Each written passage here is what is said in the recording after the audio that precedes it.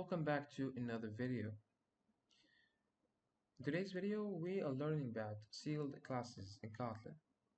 And sealed classes are pretty similar to enum classes, so you could use them to store your possible values, though they go beyond the limitations and restrictions of normal enum classes. So here we have an enum class called enum level, and it has three constants: low, medium, and high. So we're going to recreate this enum class with a sealed class. And the way to create a sealed class is by using the sealed keyword followed by a class, and then you name your sealed class. So I'm just going to name it sealed level here. And within the class body, you add your values or your possible values. So the way to add your possible values is by creating classes that represent those values. It doesn't have to be a specific kind of class. You could just add whatever kind of class that you have learned so far. So here I'm going to just create a normal class called low. And the way to tell the compiler that this class belongs to our C class, or this class is a value of our C class, is by inheriting from our sealed class. So sealed classes are by default abstract. And then I'm going to make another class called medium, and you can see how I used object instead of class. So we are allowed to use any kind of class. Another class is going to be high, and it also inherits from sealed class. And here, see the difference between syntax of a sealed class and an enum class.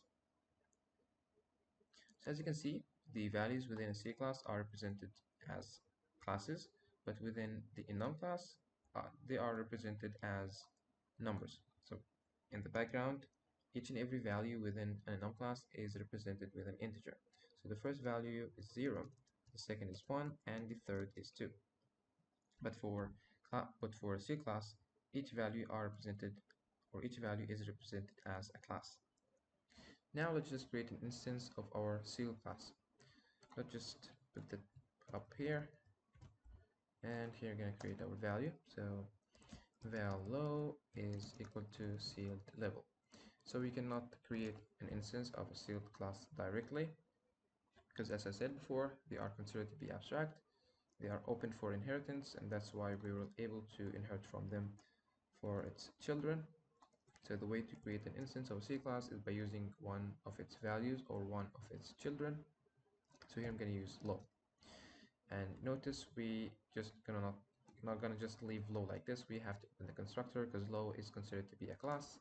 So I'm gonna open the constructor. Let's make another one for medium, and it's equal to sealed low medium. Medium is allowed to be left like that because it's just an object, and we know that the object doesn't have a constructor. And finally, the high is equal to sealed class dot high, and high is also a class. Let's talk about another difference between a C class and an enum class. So whenever you create two instances pointing to the same constant in some kind of enum class, they are the same. So for instance, I'm going to make val e low or enum low is equal to enum level.low. I'm going to make another one. This is going to be 1, and this is going to be 2. So both of these instances are pointing to the same constant, and they are considered to be the same value. So whatever changes within this constant, for example, the body of this constant, this one here is going to have the same values. But for C classes, let's just create two instances of the low and the same classes.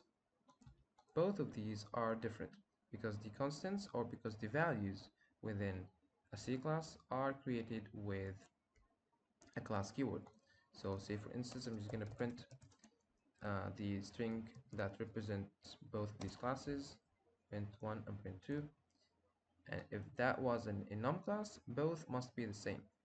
But this is a C class. So as you can see, we get sealed level low, and the strings that represents both of these classes are different. What if you want your C class to have similar behavior to your enum class?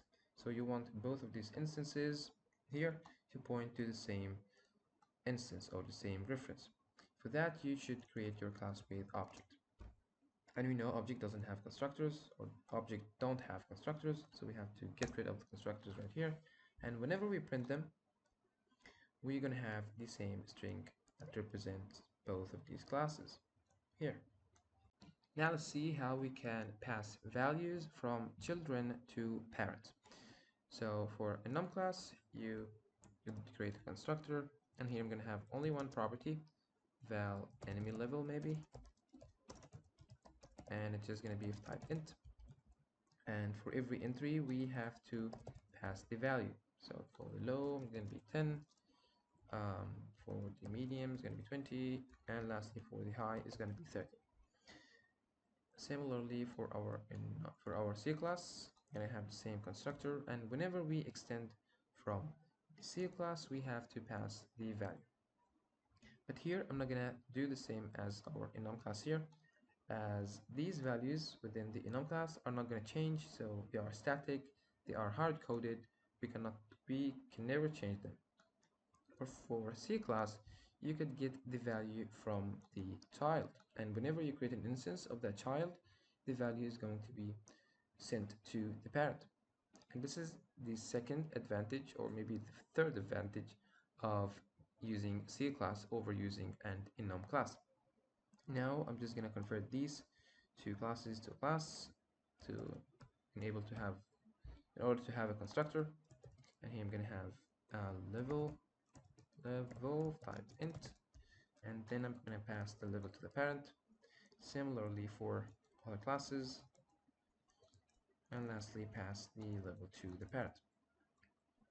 We could also use data classes if you wanted to, and here you're going to have to create your properties with val or var keywords. So I'm going to make val level of type int.